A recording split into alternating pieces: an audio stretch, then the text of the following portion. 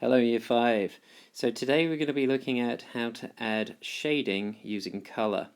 Now to start with, notice how I've given everything that appears to be the lightest, brightest tones just a rough coating of yellow. Note all the gaps in between the shading at this point. Now as I zoom out, you can see I haven't shaded the entire thing in yellow. I've just stuck with the lightest areas. And before I go into much further detail, all I'm doing now is just picking out those bits that look like they're medium grey rather than dark grey or black, and still being quite light with a pencil and still shading with gaps in between the colouring pencil strokes. I'm just slowly building up areas of where the shading is going to go. Just trying to get a feel for the drawing, just really trying to experiment. And you can see already I've started to shade in some of the darker parts of this drawing. Nothing's definite just yet. I'm just still using that nice medium orange color just to try and figure things out.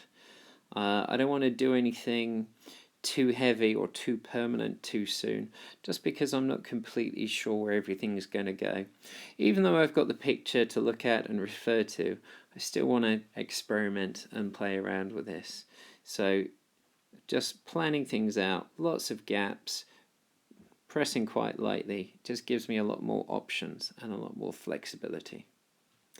Now, because I'm making a video, I'm trying not to rotate the paper too much, but you should always do that. You need to feel very comfortable when you're drawing. So here I am, just going over some of the yellows. Once I've worked out where the medium colours are going to be, I feel a bit more confident to just bring out some of those lighter areas. And now you can see with the red colours along that left eye socket, I'm really starting to add some of the darker red colours, which would traditionally be black or very dark grey in a pencil drawing. Notice that the pressure on my pencils has increased. Things are coming out a lot more. There's a lot more power to them. It's important to always keep your pencil edge sharp. And you can see how the darker colours sitting next to the lighter colours create a contrast that really makes some areas jump forward, others push back, and that's what gives this three-dimensional appearance.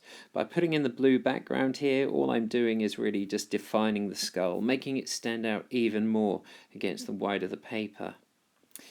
And when I zoom out, you can see I haven't gone all the way to the edges. I put in a bit of extra shade on the right hand side. Now it's your turn.